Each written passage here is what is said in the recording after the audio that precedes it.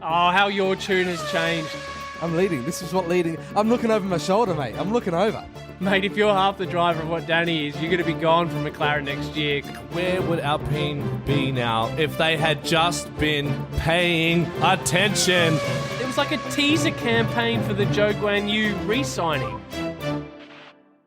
Right, all right. Welcome back to the idiots of F1. We have now officially hit episode 25. Ev, how you doing? Let's give each other a quick clap. 25 episodes, clap, quite an clap. achievement. I think. She's too old for you, Digby. Oh, yeah, it's time. If it was Leo's girlfriend, she'd be gone.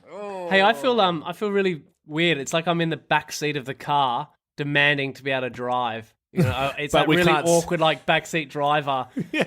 Look, if Digby hears any more of that attitude, he's going to turn this podcast he's going to turn my around. mic to off. Winnipeg. He's like, yeah. Diggs, do you want to tell people why I'm in the back seat? I mean, do we need to preempt that? I mean, I think your absence has been noted for some time. One proof. We're giving the people what they want. Some proof of that is my horrendous score currently in Hearts. You've been paying attention. As Oli has been working alongside the ARU and kind of helping run the rugby championship. He's been back and forth between Sydney and Adelaide as he has been for the past few months. And I have myself been flying around doing shows, so we've been very low on time for show prep and editing and things like that. So apologies. I'll make a quick apology. We've been very slow on the socials lately.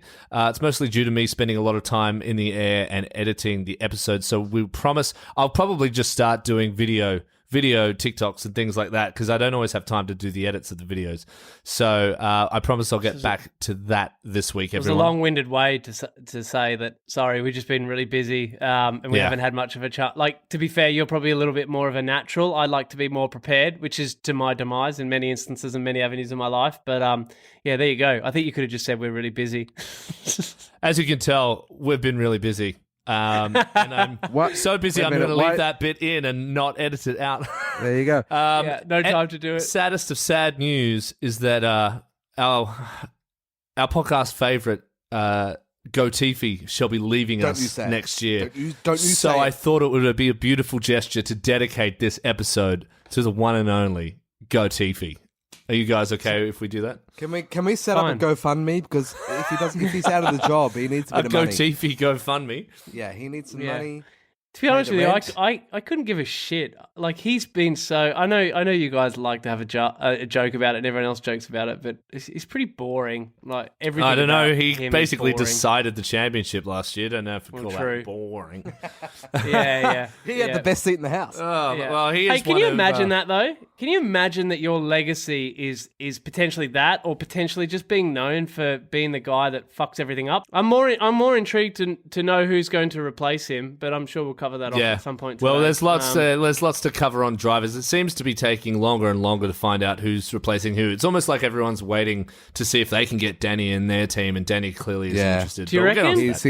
Guys, I had such a seniors moment yesterday. I sent you that breaking screenshot of Gasly, and I was like, I fucking told you. And then I went looking for it, and I couldn't find it anywhere. We were there. Yeah. What happened? Could get onto that a little later, too. I seriously thought I always had be careful, amnesia. Kids.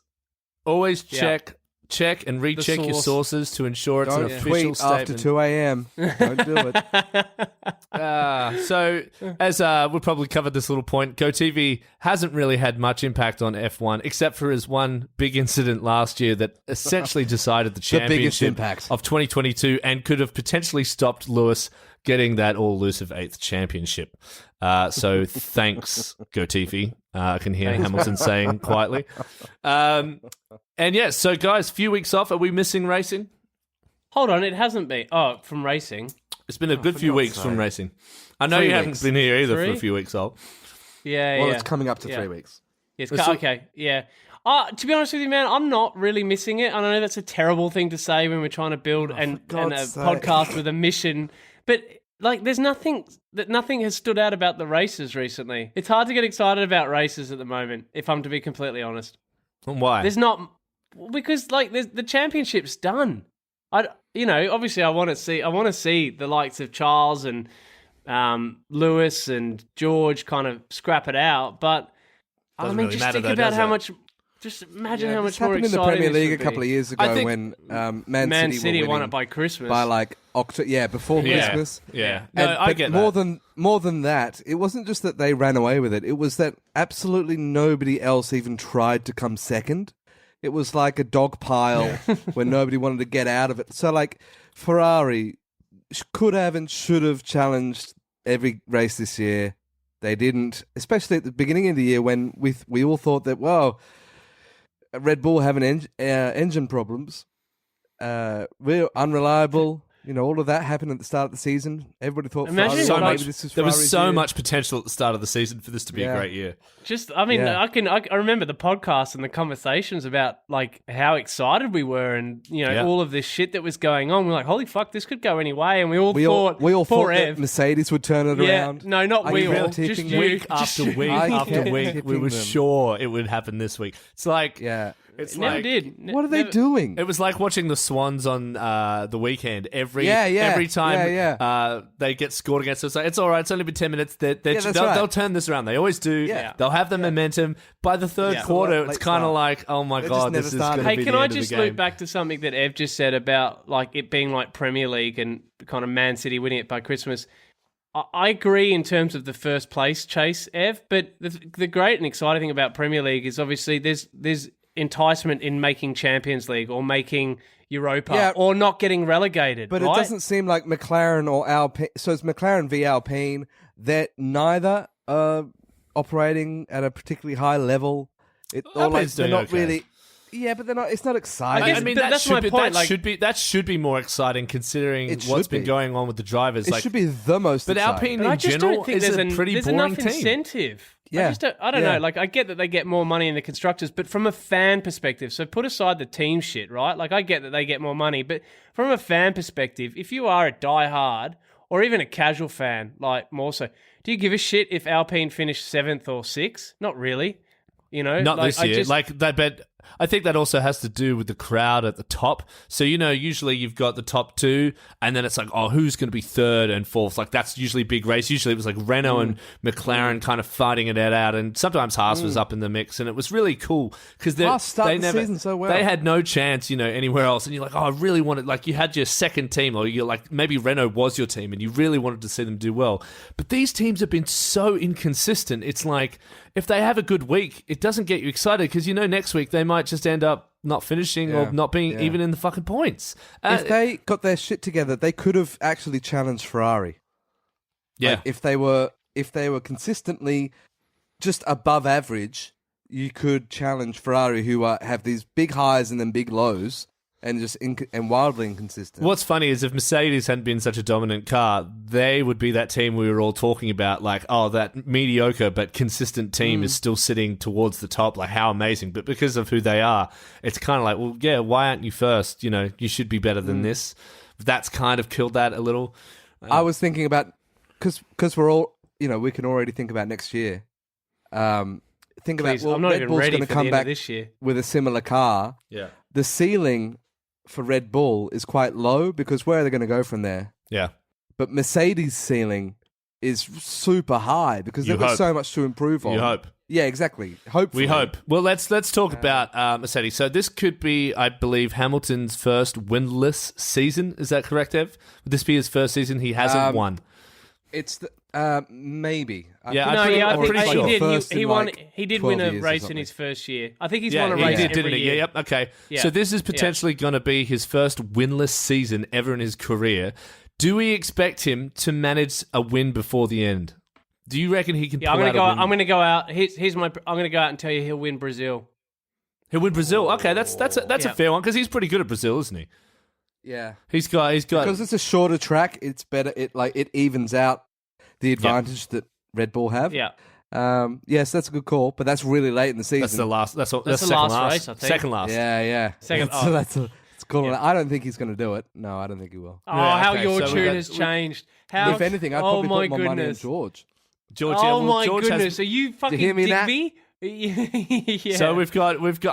I don't think he can. I think he would have by now. I keep thinking like he's going to do it. I still think Russell. Can we just have a moment to just acknowledge like the fact that we're talking about a genuine reality of Lewis Hamilton not winning a race. It's mental. Literally the year after he was duped out of potentially becoming the best driver on record with 8 world champions. Like, what a turn of events. Yep.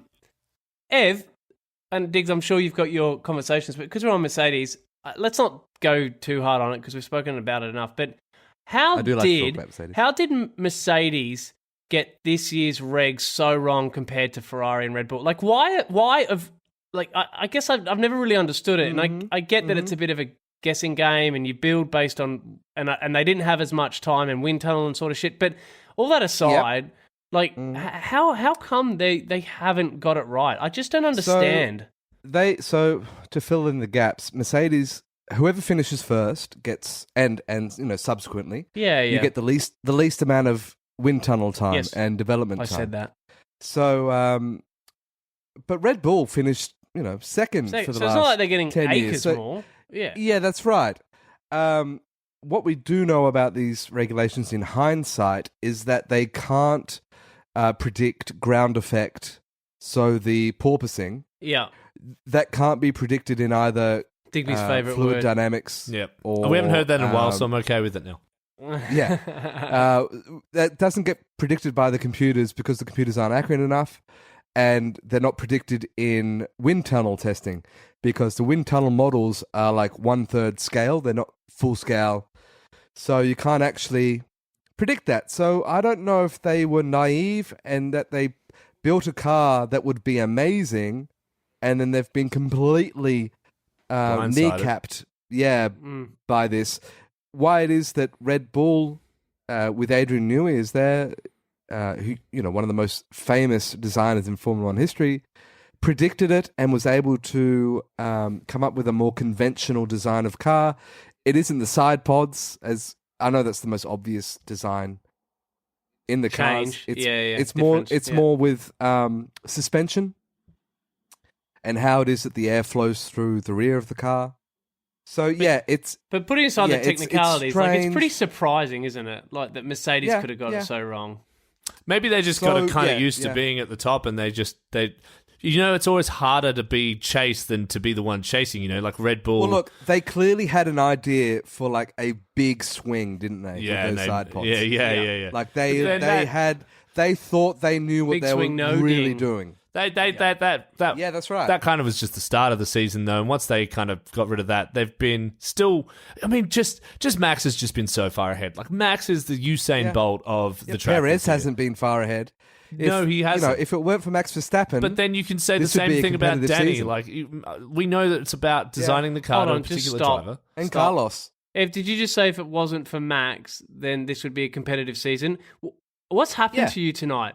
You're backtracking on Mercedes. You're now talking like Max is the best. What the fuck has happened since I've been gone? Oh, mate. Did you get laid? I've won hearts. You've been paying attention. I'm a different man. Oh, he's in the lead. This is what leading. I'm looking over my shoulder, mate. I'm looking over. I've got the target on my back. All right. Well, let's move on. So let's look at the mid pack. Right, we've got McLaren, who have had an unusual year. They've had two drivers very far apart for the most part, but it seems that their speed's been quite similar at times. Danny and Lando finishing back-to-back, and even some of their qualies being very close, but then Danny just ends up at the back somehow again. Just maybe it's just not the car for him. But there's not a lot of changes happening to the car rules, right? The regulations next year. So surely this means they have no excuses for still playing catch-up in 2023. Well, that's why... What is it that they've got to improve? What is the change that McLaren needs to make next year? Well, they think the change maybe a was driver the driver. change. Yeah, but that's what they genuinely think, right? Because none of the pressure's come on Lando. Can I just say also, Piastri made a comment. Again, it's been in the media, and I'm sure you'll talk about it, Digz, about his conversation with Danny. He came out and he said that if he could be half the driver that Danny is, then he would be proud. And I'm like, mate, if you're half the driver of what Danny is, you're going to be gone from McLaren next year. You don't want to be driving like so Danny. Much. Yeah. Danny Ricciardo is half the Daniel driver. is not suited for this car. Let's make that clear. So look, okay, so what is it? Even if Danny had driven as well as Lando this year, they're still sitting at like 7th and 8th consistently. Do you know what I think McLaren need? Get rid of Zach Brown. I don't think he should be Oh, CEO. really? I know. Yeah. Ev's not a big fan of Zach. Let's say they get rid of Zach Brown. What is Zach Brown doing to hold McLaren back? I just think, by all accounts, off the record, he is not an individual that's capable of leading a racing team. He might be a good CEO, but he's not a good racing person. That's Ollie, that's my goals for you. As somebody with the most amount of experience, professional experience with CEOs and executive level staff, Zach Brown's the CEO of McLaren Corporate. Yeah, or group. Why is Zach Brown there? Yeah, instead of Andre Seidel, who is the head of it's a very McLaren good question. F1. Toto Wolff is the head of the how to put this, the corporate entity that Mercedes owns, which is Mercedes-AMG Petronas F1 Racing. But there is the board of directors isn't at the race isn't talking to Sky F1 because Mercedes corporate is I think a million miles away from. And this is and what you've touched on there is kind of why I also think he's the wrong syndrome? person for McLaren. I think it's an ego thing. I think this is a joy toy for him, which is why he's not the right person to lead that team. And to be honest with you, Ev, I think this is off the record half the issue with a lot of businesses where they live in their ivory towers and what they think is important or matters or is relevant for changes they implement because it's their opinion rather than objective. So I mean, there's a lot of things to unpack there, but I think honestly, Diggs, if you want to see McLaren become a top 2 racing team again, I'd be getting rid of Zach Brown. All right, well, ladies and gentlemen, that's a hot take right there. That is a fucking hot take, isn't it? That is a fucking hot take. Legally binding. That is hot as the pizza in his oven right now. Zach Brown is gobbling it down and burning Brown's his oven. mouth. That's quite the hot take. I'm going to label that. Do you know what's stamp also of pissed approval. me off about that? So I've got McLaren merch. Like if I were to choose a team, I kind of went, no, I'll go McLaren. Obviously, because Danny Rick. I like Lando. You know they're from a New Zealand guy. What? What is? So McLaren is. You'll have to cut this out because I don't know all the facts. But it was a New Zealand guy called John McLaren. Oh, that's right. His name, whatever his name was, like John McLaren, and he drove. Just drove like sports cars in the 40s and 50s, and he went to England because, that back then we were all English essentially. Yeah. And he would race motor cars against like Sterling Moss and shit like that.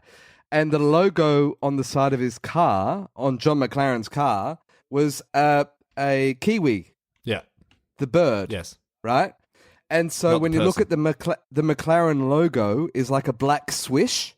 Oh, it's like the shape of a kiwi almost. It's so it's evolved from a kiwi, like a very proper and it's evolved into that because of that guy started a car company to build sports cars that he could race. Okay. So I wanted to challenge Ev on this.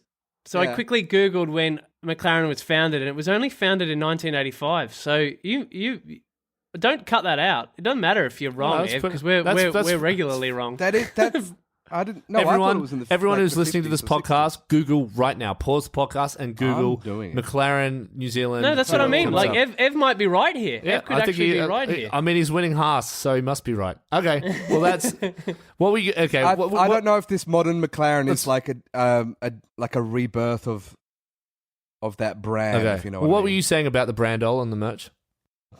Oh, so I was just saying that. I was kind of invested in McLaren to a certain extent. I liked, as a brand. I love the stuff that they would push out, like with their drivers, particularly when Carlos was there. Their cars are amazing. So as a brand, and particularly one that I've just realised is quite new by way of kind of historical origins, by way of like elite luxury car brands. But the reason why I'm off Zach Brown is because you look at like what's happened with Danny and Oscar. It all stems from the top, right? Yeah, of course. Like, what came out in the fucking tribunal, the contractual tribunal, is that they signed a contract with Oscar, and 2 days later, fucking Daniel's coming out saying, I'm not going anywhere, I'm committed to this team. It's like, where's the loyalty from McLaren there? Like, where's the communication? Tee him up and... Well, to hang him out to dry like that, fuck that. Yeah, but they paid him 21 million. So yeah, well, and so they fucking should. That's what they owe him. That's what they agreed to. Okay, well, no, I'm not against you. Zach, I have no problem with Zach Brown McLaren. going. McLaren went from being one of my favorite teams. I'm wearing merch at Austria now. I just don't even want to wear the fucking hat because they just pissed me off so much with that whole thing. Well, can I be honest with you? I wouldn't wear that hat because it's pink and you got red hair. But anyway. Okay, so in other news of 2023, we now have 6 sprint races confirmed for next year. Internet's been up in arms about this because it seemed like no one was. Yeah, we've had a couple. We've had 2. We've got one more, which is no Brazil. one was asking for more, and we've got 3 times the amount. So, what is it? What do you guys think? Are you happy with 6? Do you think 6 is too many? Do you want more? Do you want less? Do you want none? I'd be challenging. Can I? So I was a big fan of this when it first came in. I thought I'm all for innovation of sport. And I'm starting to worry that maybe I'm just coming across as a bit cynical and a bit fucking negative at the moment. But I think 6 is a joke. Yeah. I think 6 is. I think 6 is a joke because what the last 2 seasons of only having 3 has showed that it's really, really dependent on the track.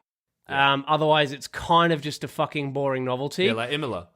And what's kind of dawning on me, particularly now with the season already burned, Max already run away with it, I'm a bit worried about the novelty and kind of, I'm all for Liberty Media. I fucking love Liberty Media. I think what they're doing with that sport is amazing. We've got 24 races next year. We've got 6 gimmicky sprints. It's kind of like, at what point is enough and you just focus on what works rather than pushing it to... I reckon, I'll put my money on it, another hot take, and I think I called that F1 will have their lowest rating year in quite some years next year. I think F1's in trouble. I actually called that... my first hot take was that F1 will take a big dive. It might still hold out next year, but then it will dive in popularity. Yeah, but I think they're pushing it too far, and I think you're going to end up having to backtrack on a lot of stuff. Yeah, it's quite common for when a media company does this because they're not a racing company. So a legally binding hot take of mine is that we're going to have 24 out of 24 races with hot sprints. This is such a American thing. It's never going to happen. I think every race is going to be a sprint race for qualifying. I think that's... You reckon they'll get rid of qualifying altogether? It's such an obvious thing for an American media company to do. Not that I'm against America. As you say, Ollie, I agree with you. I think that they've rejuvenated this sport more than Bernie Ecclestone did in the past 20 years. Why wouldn't they just have sprint races for every race? Yeah. But are you saying that in replacement of qualifying, or you're saying still sprint and qualifying? Yeah, he's saying that's going to be the new norm. The Saturdays is short qualifying for the sprint race. Big call. And then the sprint race. Okay, well, I'm going to just put out a defense for sprints NFL, here. For Christ's sake. You're going to defend sprints? Yeah, just not entirely, just a little bit. At the start of this year, we talked about sprints, and I was worried it'd be too many. It still doesn't feel like, it still feels like a novelty. It still was like, oh, that's right, we had a few sprints this year. It didn't affect my enjoyment of the season, but as someone who's been to 2 raced weekends, it makes being there more interesting. So there you go. Either if we don't want the sprint, we need something else. Like I think I suggested a few weeks ago, put Formula W on, give another competition that we potentially care about on the weekend. Otherwise, practice is kind of just pointless. You're just sitting there chatting. And don't get me wrong, the atmosphere is great, but ultimately the qualifying is an hour of your weekend and the race is 2 hours of the weekend. You've got a lot of time to fill between then. So the sprint is great. It gives you something extra to look forward to when you're there. I think that is something that's really great about it. For TV, not so much, especially like you said, with the wrong tracks, like Imola and stuff, it's really boring. So I think if they don't do that, I kind of want something else to fill in that weekend to kind of make it more of an event. Yeah. I'd love to see, in the old days, up until the 90s at least, Le Mans races traditionally start with the drivers on one side of the pit lane, and they'd have to run to their cars and get in the car, right? And then they outlawed that because a lot of the drivers were peeling away without doing their seatbelts up. And you can't, it's kind of... And well, I know how to... seeing Lewis trying to drive over his Halo. They're never going to do that these days. I got a better idea. I know, but that'd be pretty awesome. Give me an American Ninja Warrior course. Max Verstappen has to fight. Who was the big black guy with like the two pommel? You'll be Vulcan. Yeah. American Give me a Gladiator Travelator, styles. and then they're going to run up the Travelator and then get in the It's car. like you get to the end, you got to take your seatbelt off and run up the Travelator to get to the champagne. Yeah. Brilliant. Well, okay. Well, just on that, if we're playing stupid games, You're welcome, about, Liberty Media. Yeah. Well, on that, I reckon. Do you know what I would seriously reckon would make like the sprint interesting, or that kind of like evolving that is. Yeah. What do we go? We go from qualifying to sprint, don't we? Yeah. It's probably less so. If you got rid of qualifying, you just had a sprint. I reckon what would make it really exciting is during practice in P3 at any point throughout kind of P3. They get a 15-second warning before the sprint race starts, and everybody has to get to the grid. Like, just, it's kind of that idea of jumping over each other. But yeah, I think they need to mix it up. Digby, Here's I tell another you, hot take with rules. Oh, you know how shit. people were a bit upset about red flags in qualifying? Yeah. If you red flag qualifying, straight don't to the race back the of the sprint? grid. Straight to the back no, of the grid. I don't know. No, it's nothing to do with the sprint, but if you cause a red flag in qualifying, Or even if your straight to car the back. bums out, if it's not like an accident caused by you. This is the Sure, problem, right? It gets so technical. but it is caused by you. It's caused by your team. It's caused by your constructor. Yeah, it's not having a it's well team's prepared fault. car, right? Yeah, So team's fault. that's the punishment, and that's that. I like that's that. that. I'm all for that. That means that let's say we've got 6 races left. Potentially anything can still kind of happen if that keeps like it wouldn't. But it also means people are going to be a bit more was that? careful. Korean game show? Squid Game. Squid Game. Let's come up with like F1 Squid or something, and like if you red flag it, you kind of like I don't know, come up with something. You have to walk across a tightrope 1,000 meters in the Bernie air. Oh my Ecclestone God, that's floated so the fucked. idea. Bernie floated the idea of actually wetting the corners Oh, God. to make it more interesting. Why don't we just put And, like, gasoline dude, to this- make them I slippery and swear to oil God, slicks I all say over the this fucking every place? episode. It's not Mario Kart. Yeah, well, You this keep weekend giving it me is. tracks that are trying to be Mario Kart tracks. Yeah. All right, let's. Stop it. I think we all agree 6 sprints might be too much, but we need to find there's room for something to make the weekend a little more enjoyable. Reverse the order or something. Do something. Okay. Like, Zhou Guanyu has confirmed after Sorry, a who? huge. Zhou Guanyu confirmed for Alpha, and Alpha were like, "Oh, huge announcement tomorrow," but no one really gave a shit. No one really cared. It was like, "Oh, cool, he's back." Was it really worth weird. that? There was such a lead up. Like, Was it worth it was like it? a teaser campaign for Yeah. the Zhou Guanyu re-signing. But he's not that team Salva. It's not Alpha. Yeah, but You know what I mean? Yeah, but what does that have to do with the pre-announcement? Well, No, okay, because- so let me contextualize that, because I sent a screenshot to you both about saying, I wonder what's coming. Yeah. And Yeah. and I think I either said, or Diggs, you might have said, I can't remember, but it's like, surely this is not for Joe's re-signing. Yeah, I think And you then- said it was for his re-signing. I was like, surely said it not was. this thing. Or someone no, did, yeah. And I was Yeah, like, okay. surely Yeah, not. that's the only- yeah. Surely it's No. got to be like a new But then we all team got announcement. excited that maybe Alpha were out. Like, Yeah. actually, that Sauber was staying in, but Yeah. maybe Audi were coming in. That seemed like and a big announcement as opposed to, hey, this It guy's seemed saying- like a big fucking announcement. Just on that, does Sauber or Alfa Romeo have, and I might come across really obnoxious here, but do they have any kind of like, does a tiger have anything to do with that brand? What? No. Well, because the graphic had a picture of big news coming, and in the background, Oh, they've got were like tiger a eyes. lion. Isn't it like it's a lion facing lion? to the right? Oh. Yeah, it's a lion or something. Yeah, yeah, for the logo. Alpha badge. The Alpha badge has a lion on Oh, it, I think. ignore that Yeah, then. maybe. I couldn't have got that. Well, more. I think God.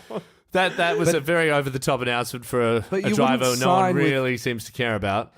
He hasn't signed with Alpha. He's re-signed with Sauber. if You know what I know, mean. You're really yes, on but, this. but for the sake of the fucking crowd, though they're the people that race in the Alfa Romeo cars currently. Yeah, I know. It's just weird. Why is like Alfa Romeo I corporate? don't know. That's not the point of the topic. I think that's. By the way, I think it's a good signing. I think he's been brilliant this year. I don't know. Yeah, who else, he's been good like- enough. He's been good enough. I Yeah, wouldn't call him absolutely. brilliant. Yeah. He's had the biggest crash this year. Yeah, he Oh, certainly yeah, had that the was biggest, unbelievable. biggest impact Yeah. of the year. That was Yeah, that was yeah. so scary. That you were there. Digby's like, "What's happening? The Yeah, cars haven't but got this- to my but this- corner Where are the yet." cars? This is the thing. When you're there, there's so much you don't see because I the know. track just doesn't do a good enough job of You keeping bored us with everyone that story filming. the first time. So when I was at the rugby, I was like, "Where's the commentary?" I don't know. I don't understand. It's like, how am I supposed to know what's going on in the game? I don't understand the rules of this sport. It's not like league. All right, we've still got a few seats left to fill this year. We've got Alpine, Haas, and Williams still to fill one seat each. Taylor has he sent through a few of his thoughts. So get ready for this. Fuck that guy. Yeah. So Alpine, the favorite. Alpine, he's a little late on this information. He's got the favourite to fill the Alpine seat is Pierre Gasly. But he is the favourite. No, he's back at AlphaTauri already.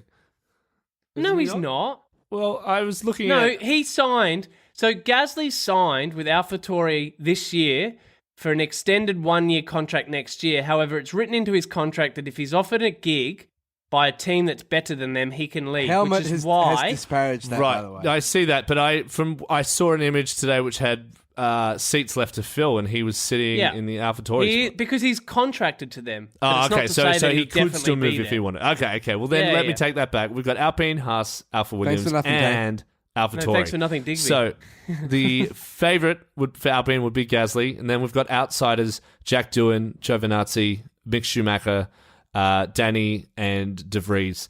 I feel like a few of those outsiders aren't even in the conversation. Well, no, De Vries is already a done deal, apparently.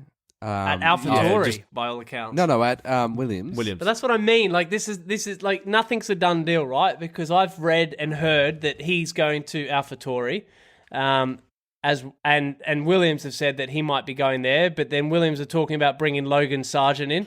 Well, that's the thing. Until it's announced, like we can only make our speculations and assumptions based on what we've read and what we've heard. So you're saying Alpine's almost definitely got Gasly, according to your mate on Twitter, who announced that Gasly was in fact joining.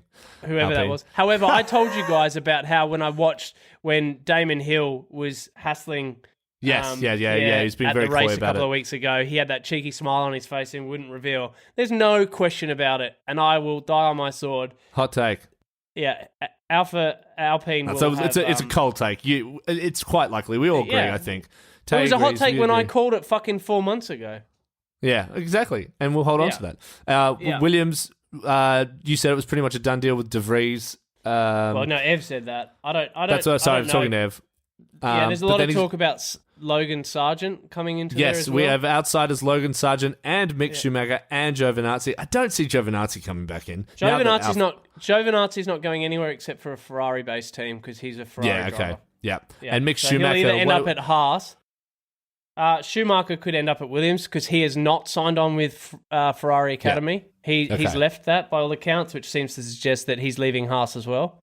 If you want me to make a call, here's a rundown. Albon and Schumacher at Williams, Gasly and what's the other one? And Ocon at Alpine. Ocon, yeah, he's so unforgettable. The guy that claims to be the most successful partner of Alonso and then all time. I think AlphaTauri will be Yuki Tsunoda and De Vries. Okay, and a Haas will be Ricciardo and Magnussen. So you think Ricciardo will? Because I know they're open. I know they're going to welcome it. You reckon he'll wait as long as possible and then just take the seat? I reckon there's some clever games going on by Ricciardo at the moment. So he seems to be talking a lot about taking the year off. Yeah, we're going to get there. Coming back in 2024 and talking about that he'd rather take one step back and then 3 steps forward. But I think he'll then spin his messaging to make out that Haas is on a great trajectory. It was too good an offer, an opportunity to turn down. And stats would suggest. Well, let's just. I'll skip to this bit now. Stats would suggest it's not in his best interest to take a gap year. He is definitely dumb if he does that. These are the stats Tay sent me to consider. Schumacher wins before his gap year, 91. Wins after, 0. Alain Prost. Oh, this was after he retired, wasn't it? Came wins back. before, 44. Wins after his year off, 7. Nigel Mansell wins before, 30. Wins after, 1. Niki Lauda wins before, 17. He's got a pretty good record coming back at 8. Alan Jones, 12 wins before he left, 0 wins when he returned. That's some pretty good trivia there. Danny's got 8 wins, right? Something like 9. 9 after Monza. So the likelihood of him getting any wins coming back, I'd say, is basically zero. But to be fair, I'm assuming every single one of those drivers came back from a fairly dominant team to a really shit team. Well, Schumacher came back to Mercedes. Yeah, but they were shit. No, but they weren't. They were terrible. Yeah, but then so was Ferrari when he joined them. But anyway, I think more realistically is they left when things were on the downward spiral, and then when they came back, they were just at the bottom of their game. And you'd suggest Danny's in a similar position. Which is why I don't know how he thinks he might be coming back for a team better than where he... I mean, he's been at two rising teams. He's been at Renault, which were on the trajectory. He's been at McLaren, which was supposed to be on the trajectory. Now, whatever happens, the reality is they're now shit. And I don't know how he gets a drive for Red Bull, Ferrari, or Mercedes. And I think it's fair to say that they're the only teams that are going to be on, still up there in 2 years' time. Yeah. Well, while we're on the subject of Denny, you mentioned this earlier. Good guy Danny Ricciardo gave Oscar Piastri a phone call this week, and Piastri has... No. I'm challenging that. That phone call was made when we talked about it weeks ago, and for whatever reason, the press is running it now. Well, okay. That's also very possible. Either way, Danny was the one who made the call, which is more the point of the article. As that's right. As opposed to Ollie's point. Yeah, look, if it wasn't this week, sure, it was. The fact is that Danny called him and not the other way around. And I just need to pause here while I find the statement. So Piastri said... that was a really great thing for Daniel to get in touch. I was actually planning on getting in touch myself. But you didn't, mate. But you did. But I think with the timing of things, he was obviously at a race, and quite frankly, I didn't actually know. So it couldn't have been this week. Obviously at a race, and quite frankly, I didn't actually know if he wanted to hear from me. I was trying to think of what to say. Sorry would be a good start, mate. But he beat me to it, further adding, a true professional Daniel is. My respect for him is already extremely high, and it's only gotten higher in the way he's responded.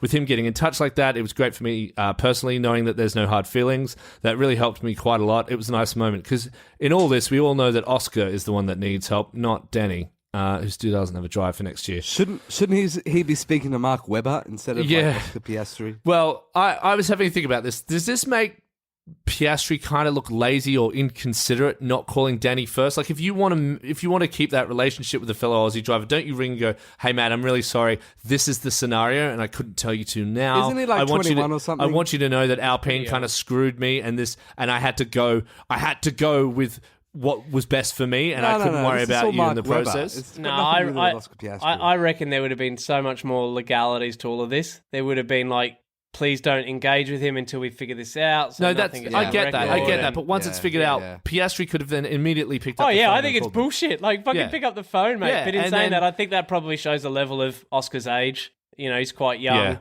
Yeah. Danny's, everybody knows, and by all accounts, Danny's a great bloke. I don't care who rang who. What I care about is, why the fuck would you go on record and say those sorts of things? It just shows you out to be a bit immature. It's well, he shouldn't have tweeted that tweet. No, I don't have a problem with that. That set the world alight. I don't think he wrote it. It's not in his language. No. Anyway, either way, I think it was his job to reach out to Danny, considering Danny was the victim in all this. However, I think it just shows Danny's class and maturity, and like you said, it shows Oscar's age. Oh, he's still young. You don't expect him to be on the front foot with stuff like that. But Piastri also copped a bit of spray from Alpine boss Laurent Rossi. I think I pronounced that correctly. Stating he chopped off the hand that fed him, and there is no excuse for his behaviour. We've shown commitment to him, and shouldn't he be a little grateful? And he even uses Russell as an example, as someone who was happy to have driven for Williams, because that's where Piastri was likely heading. Just let me finish. He uses Russell as an example, who was someone who was happy to drive for Williams, and it didn't do him any harm, and he also never complained about it. Whereas they were saying that they were offering the seat to Piastri at Williams, and he didn't want it. So he went to McLaren instead. What do you want to say? I want to hear from Ev here, but Williams, by the way. But by all accounts, my understanding is they trapped George at Williams. I think they fucked him over. Yeah, they should have let him go a long time ago. But Ev might have more to say on that. But I think that's a really, really poor reference to make on Alpine's behalf. I think his point was more that he wasn't complaining about being there. Was he? Not in the press, but he also didn't have like Mercedes offer him a job and then Williams say no, he's driving for us next year. You know, like the situation's fairly different. Yeah, and like I said a couple of weeks ago, look, I've said, I swallowed my pride about the situation and admitted I jumped to conclusions because we didn't know enough. I still understand it's obviously going to leave a bad taste in Alpine's mouth. But I think this is a reminder that every action or lack of action has a reaction. They didn't do what... Can I ask you a question about that, Digz? This goes to Otmar. Wait, what did you say, Ollie?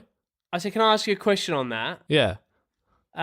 Do you really feel that though? Because the reality is, Alpine would have. Do I really feel what? Do I feel what? Like how you feel about, like, you know, perhaps Alpine having some element of kind of rightfulness to suggest. No, I didn't say that. I didn't say they had rightfulness. I said I can understand why it would leave a bad taste in their mouth. Oh, sorry. Okay, let me reframe that. So, do you really understand why that would leave a bad taste in the mouth when Alpine would have well and truly known that their contract that they had with Oscar wasn't actually legit? I get that. Oh, I'm not saying that they have a bad taste because he had every right to do what he had to do. I'm not saying, like, they're now coming out and going, oh, you should have been loyal, blah, blah, blah. I was like, yeah, but every action has a reaction. You didn't do what was actually best for Oscar, so he did it for himself. And now you look stupid. They gave him the choice and obviously you're annoyed that he left, but that was your fault. And I get that you've got a bad taste, and obviously you're going to come out and go, well, he should have been loyal. Yeah, he could have been loyal, but why?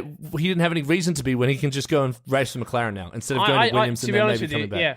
Loyalty can only go so far, and this was that moment he had to rip the Band-Aid off and leave a bad taste in their mouth and walk away. It's, you know... Yeah. Well, he was loyal to them because he stuck it out with them when they promised him a drive, and then, you know, he waited another year, and then they wanted to do it for another year and offered him Williams as a potential seat to go to.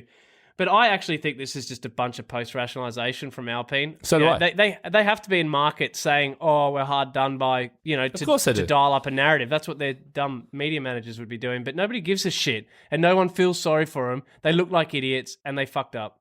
Yeah, no, I'm not sorry. I wasn't implying that anyone should feel sorry for them. I was more stating that it's so typical of someone who's taking advantage of someone, and then suddenly they up and leave and like, oh, but wait, you should have stayed around. I've been good to you. And like, well, no, you haven't, mate. So that's why I'm leaving. If you had been good, I would have stayed. Can I what's that, Stockholm Syndrome? Is that what they call it? Yeah, Stockholm Syndrome, yeah. Somebody said that they were really excited about our episode coming out, and then someone else jumped in and said, I think we have Stockholm Syndrome.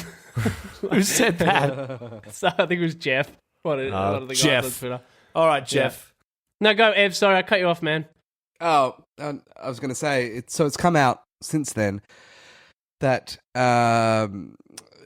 Alpine were playing kind of hardball with Fernando. And at the same time was saying to Piastri, oh, mate, no, we've totally got you. We've got your back here. Yeah. Because they wanted Fernando. They were trying to play both sides against one another and get the most out of this because they wanted to re-sign Fernando. Why wouldn't you? Yeah. So they were trying to say, look, we only want to give you 1 year because you're old, whereas Fernando wants like another couple of years, and Fernando wants big bucks, and you know Alpine don't want to do that, and so they were just trying to play the corporate game. They were doing that at the same time to Oscar Piastri, where they were saying, well, look, they've already forced him to take a year off when you've got Zhou Guanyu, you've got what's his face? De Vries has come in and had he's had more Formula One experience than Oscar Piastri. You know, guys have come through in front of him, and you just think like, and the best they can say is, well, look, hold out for another year, and then we'll put you in Williams if you're lucky. And then after a year in Williams, Fernando Alonso will retire, and then you'll come into us and good for you. It's like Luke Skywalker in Star Wars, you know, it's only one more season. I'll have a few more hired hands, and you can go to the academy next year. Yeah, that's right. Like, you know what? Fuck you. And then like McLaren came in. McLaren came in because you know they were savvy. McLaren are the stormtroopers that came in and fried them. Yeah, and there's a bit of context here with Fernando Alonso's his agent who got banned from operating in F1. Jesus, Flavio Briatore, for scandals and wiretaps and things like that. So if you read between the lines, he is like, look, my guy is going over here to Aston Martin. Why don't you have a chat with Oscar Piastri and you'll be able to pick somebody up and maybe I'll get like a 10% kickback or something, you know. And that's all that happened. Alpine tried to fry both eggs at the same time and now they don't have anything for dinner. Yeah. Well, one might think, where would Alpine be now if they had paying just attention. been paying attention? Only. Ladies and gentlemen, it's Haas. You've been paying attention time. Oh, yes. Every week, Ev and I go head-to-head, and sometimes Taylor to represent me to see who has indeed been paying the most attention of the week of F1. He is. Now, this week, ladies and gentlemen, we have a very special guest. We don't have a special guest like we've been promising for weeks as one of our listeners were coming on the show, which we still haven't done. Instead, this week, Ollie will be taking the place of me/Taylor to add to his, hopefully, winning record of... I'm behind by one. I think it's 13-12 to Ev. Yeah. Yep, 13-12. Unlucky 13, Ev. Ooh. So my luck is in your hands. Ladies and gentlemen, this week's questions will be focused around this weekend's race, Singapore, the Singapore GP, and there's a few of the extra ones. And obviously, I'll ensure that the last question is worth more than every other question combined so that whoever is losing can have a chance of winning. Are you actually doing that? At the end. No, of course I'm not fucking doing that. But there's a couple of multi-point. There is going to be a chance. The internet loves this segment. All right. So, as we say, it's the internet's favourite segment. Just tweet it. It should be who's been paying not the least amount of attention. Yeah. That's what it should be. Not a bad word said about it. Let's put it that way. Or any words, for that matter. I only have one page already going. Yeah. So, let's get things not started. On this page, and I'm screwed. Ollie, as the newest attendee and contestant, can I have your buzzer, please? I've now realised how difficult He's this never is. done one. I've just been sitting here for the last 30 seconds. You've had 24 freaking episodes out. to think of the buzzer. Well, no, not even that. I have, it's terrible, but I have stuck in my head, welcome to Singapore, because of Ev doing it a couple of weeks ago. Well, do you want that? Do you I am. want that as your buzzer? You can have that. Good, I've got I'm a going, different welcome one. to Singapore. And just for there anybody you who go. thinks we're There you go. incredibly disgustingly racist, that's actually from Pirates of the Caribbean, just for those that missed that episode. Yeah, so it's actually from the disgustingly racist corporation known as Disney. Yeah. What's your buzzer? My buzzer will be au revoir. Oh, fuck Because off. I'm saying au revoir to the French Grand Prix. No, that's what you did last next week, year. Ev. I'm sorry, you need a new one. No, I would have done welcome to Singapore last No, week. you did No, that but a you couple of didn't. weeks ago. Okay, here we go. It's going to be chili crab, as if I'm ordering Love it. chili crab I at do a love. Singapore I restaurant. do love a bit of chili I don't crab. eat shellfish though. I don't. We got eat welcome to shellfish. Singapore and chili crab. Very good. Ladies and gentlemen, it's time for Haas. You've been paying attention. God, I'm gonna Let's lose. go. Go. I'm gonna this. Question the first.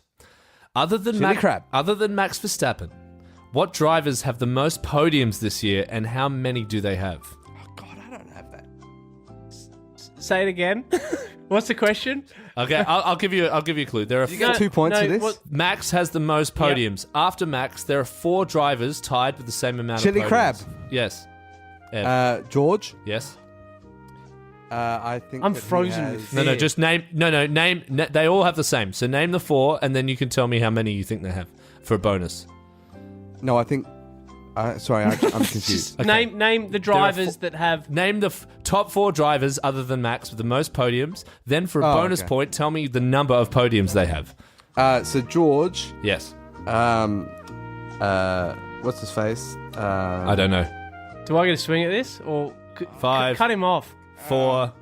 Carlos Sainz. Yes. Oh God, thank God. Charles Leclerc. Yes. That's your answer?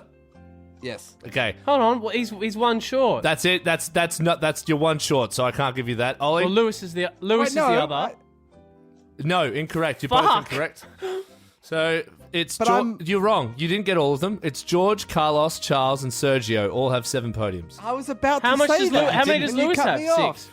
I said, is that your answer? And you This said is yes. such a I shambles didn't, right now. I'm sorry, I didn't cut you off. I said, is that your answer? You are And you said such a- yes. I said, okay, that's not enough. But you're implying that that's the end of the. This is, I'm implying that was your answer, so and I said bad. that's you. this Sorry, is the worst we've ever had. I'll give you guys a point You're if the you Michael can tell me Massey how many. of Haas you've been paying Oh attention. God. Okay, I'm not even going to. No, I'm listening. I'm listening. Yeah. I'm one up. It's No, I 1-0 want to me. what's the bonus point? How many 7. podiums for bonus point? How many podiums do they have? 7. That is correct, Ollie. That's a point to Because you Ollie. just fucking said Lewis What? had 6. So we get a you point idiot. each. No, 'Cause I guess no, right. you don't stop talking, so you don't listen. Okay, question 1 2. all, dickhead. Eat shit. Yeah, this is 1-1. This There you is go, what it's Jeff's 1-1. talking about when he talks about Stockholm syndrome. It's 1-1. Question 2. Go ahead. 1-0 to Question two, Ollie. 1-1. What It's year 1-1. did the Singapore GP return to the calendar year? To the F1. Welcome calendar to year? Singapore. Yes, Ollie. 2011. Incorrect. Evan. What's my buzzer again? Chili crab. Chili crab. Chili crab. 2009? No. Oh, God. 2008. Yeah. The Google What? page you've Yeah, got in stop front of Googling. you, you It's idiot. You're 2008. such a little What is bitch. I this? hope I fucking beat you in this because you're I'm so such bad. a little Question- cunt. I'm so bad at Question it. 3. I'm the worst at cheating. What was it first called when the Singapore GP first began? I should have done some research for this. This is something that popped up in Tay's notes today Oh, that good I on had to him. delete. Welcome to Singapore. Yes. Marina Bay.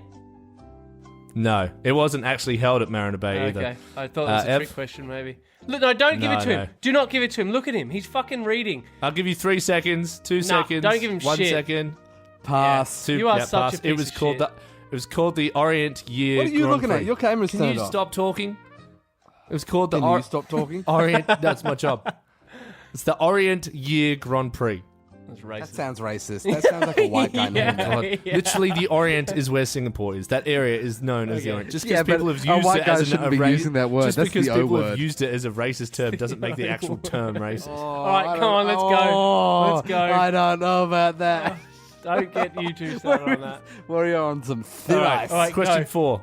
It's 1-0 to Ollie. No, it's 1-1, isn't it? No, it's 1-0 not. to me. 1-0.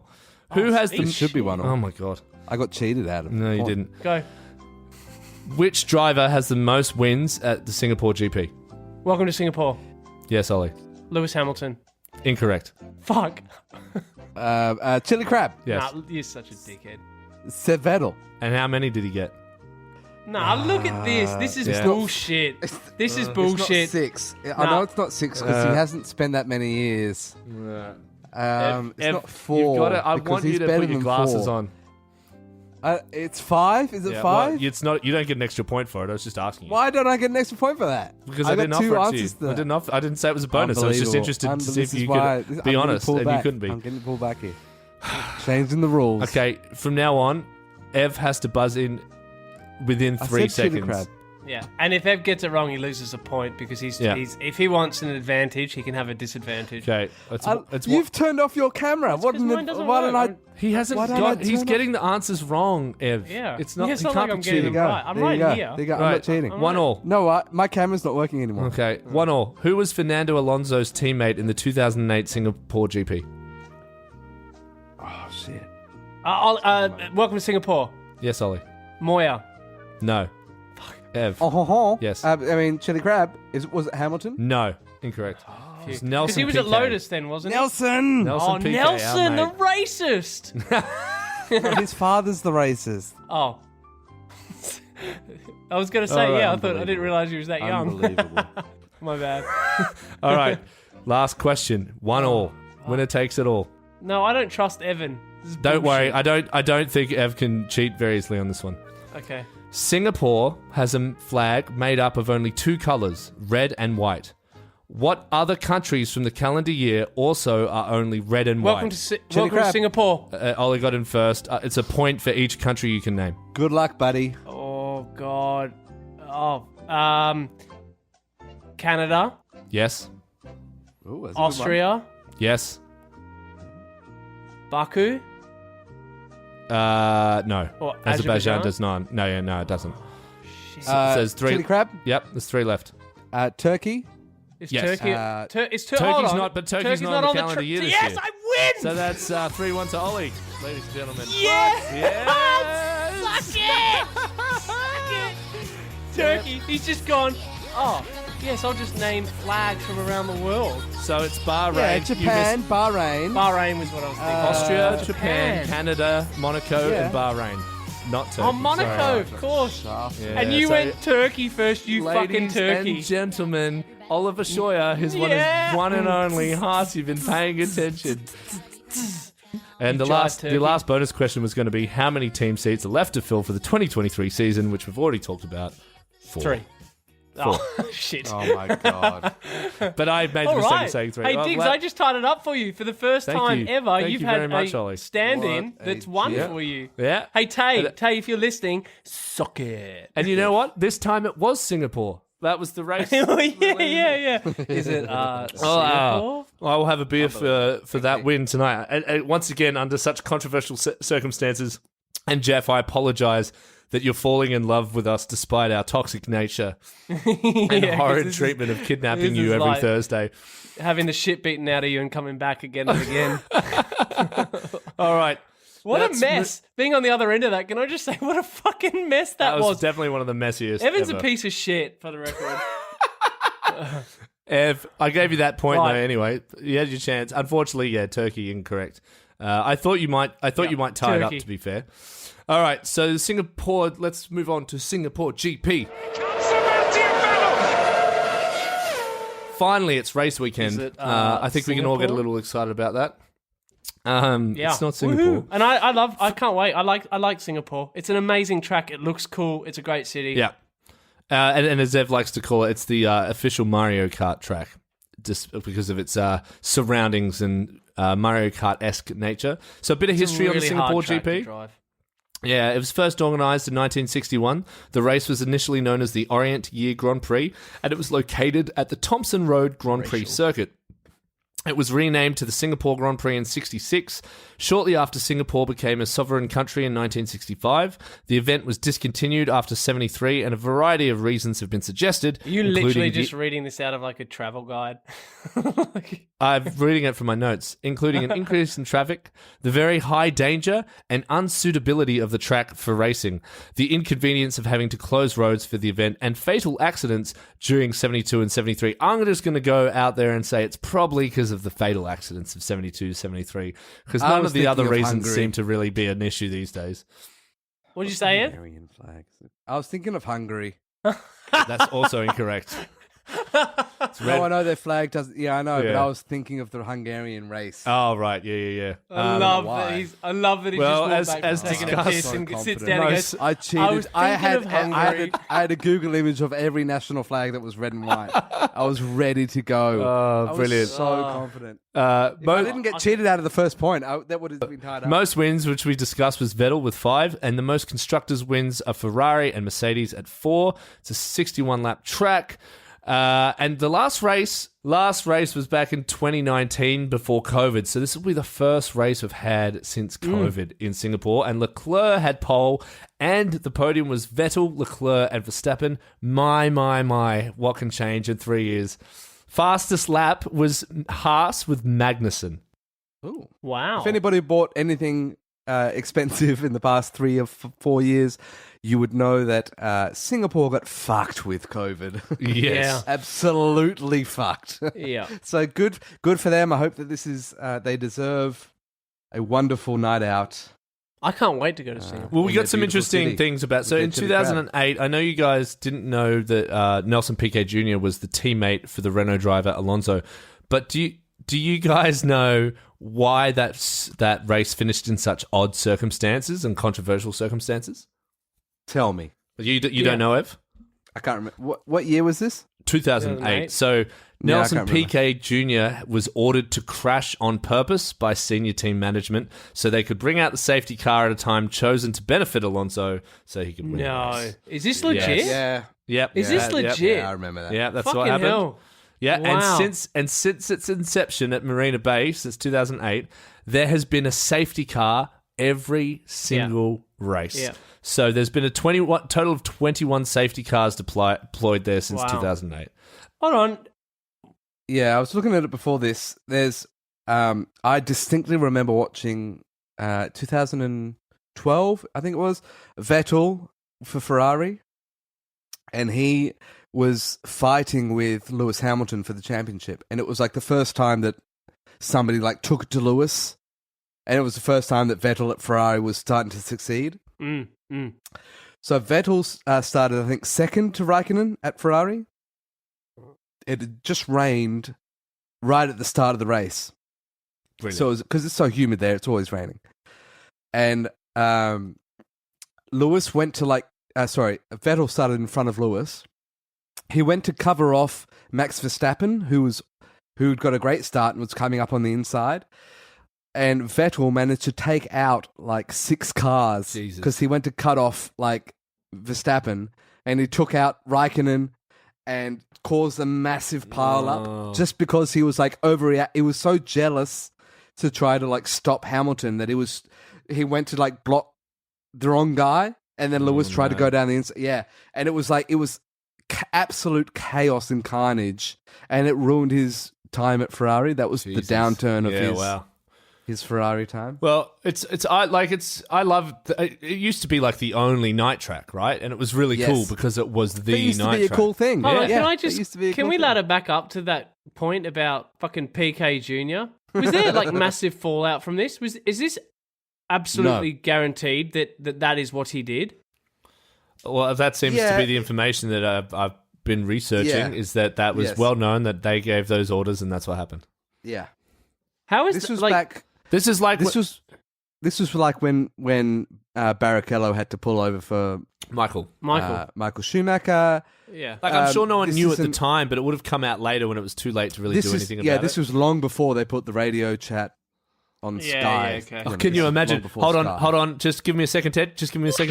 Nelson, this is your team here. We need you to crash on lap 59 on corner 3 for the safety car to come out. This is unfair, but okay. Latifi, we need you to hit the side of the wall now. Man, imagine if it came out in a couple of years that Latifi was paid to make that crash. And then you find out Mercedes paid him to not crash, and he still couldn't manage it. Playing both sides. One thing I find really fascinating about Singapore, other than that it used to be the cool night race, which it's not. It's still the coolest night race. It's also one of the most well-off tracks. However, it also gets one of the best attendances. So a lot of the rich tracks, like the Middle East, we've talked about this before. Singapore, the most expensive city in the world to live in?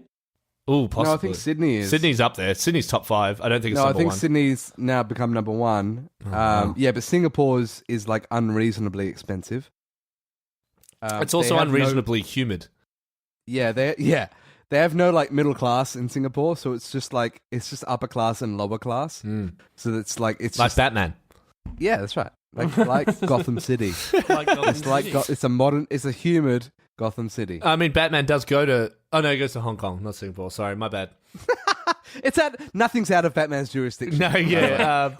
Because they have a lot of money that pumps into the race, but they also get a huge attendance, so they always can afford... This is the place you go if you want to see the good entertainment. They get all the big acts at the Singapore Grand Prix because they can, and there's the people there to show them off, like...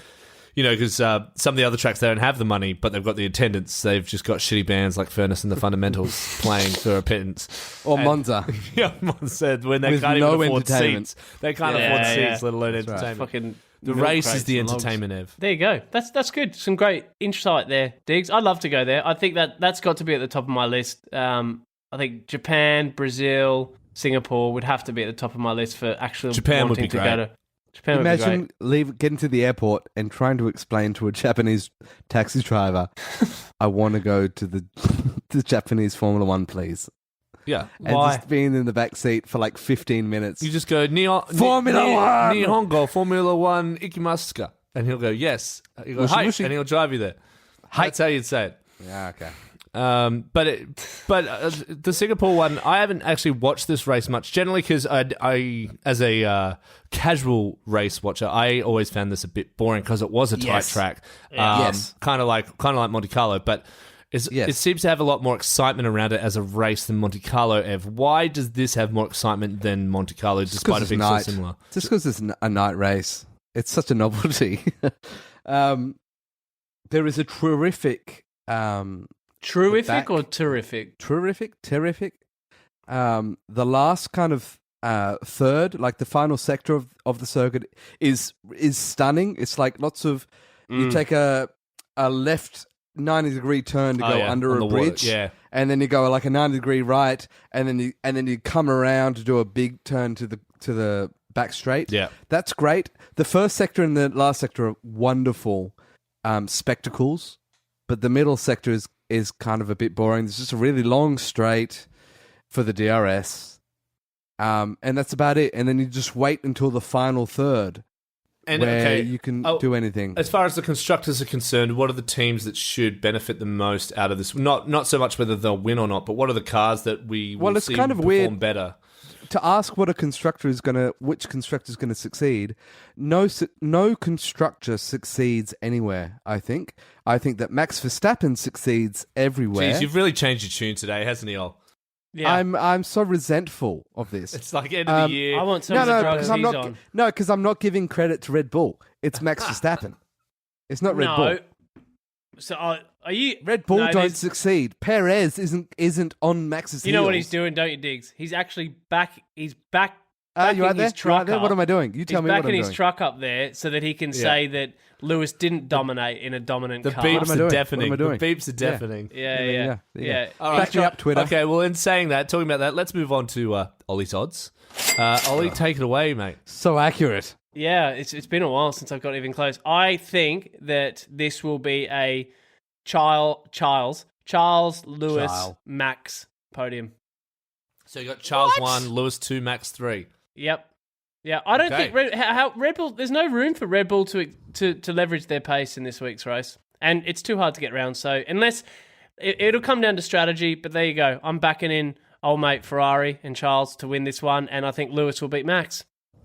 Okay, all right. You heard it here first, people. Ev, your take, mate. Look at his shaking head. He's shaking head. I think Max, and next will be Charles, and then Sergio.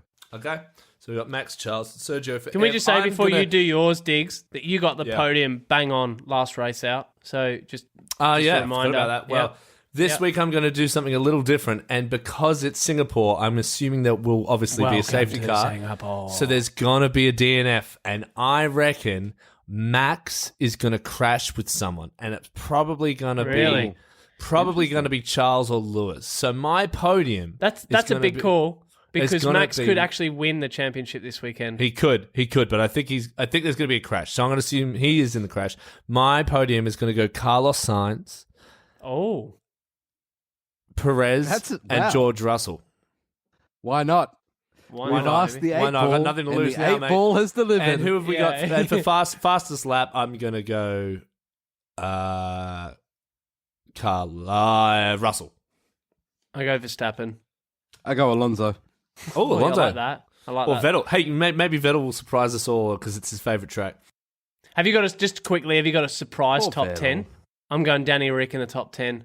Oh, geez, I'd love to put him there, but I think Stroll or Vettel will be top 10. I know Vettel's not so much of a surprise, but I think Vettel being in the top 10 is unusual. Actually, you know what? I'll take that back. Magnussen will be in the top 10 this week because he got fastest lap last time. Just name every driver, mate. No. That's Magnussen's my man.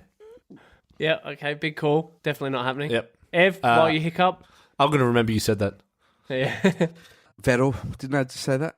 I didn't hear you say that. Okay, so Vettel. I think Digby said it. I think now you're forgetting. No, I said Haas. Yeah, so you said Alonso. I said Magnussen. Ollie. Oh, you did say that. Sorry. You did say that. Unbelievable. Gotta put up with this unprofessional shit every week. All right. Yeah. Well, guys, I really look forward. Let's go. I really look forward to getting stuck into this weekend. I have sorely missed racing. I will be in. I'll be coming home from Melbourne, so I'll be back just in time for the race. 11 p.m. We'll release you, Jeff. Jeff, you may leave for another week. We'll let you out of the basement and ungag you to untie those hands. And we'll see you back next Thursday, my friend. Thank you all for joining us for yet another week. Thank you, Ollie, for finally getting back here and winning me a point in Has He Been Paying Attention. Ev, thank you for joining me. Just when you say finally coming back, I only missed last week's episode. I was there for the fall before it. No, it was also about winning me a point. It wasn't just finally. Yeah, you're welcome, But it's just in general, we've been so busy. We haven't had so much time to talk about the F1. So this is our only time during the week we even get to discuss things F1, which has been great. I'm starting to worry that Ed's just got Tourette's. There's a word for Until next week, to our loyal fan base, as loyal as Oscar Piastri, we bid you adieu and au revoir. And we will see you in Singapore, and we will see you back. No, don't figure out what the word is. Shut the fuck up, Ed. Bye.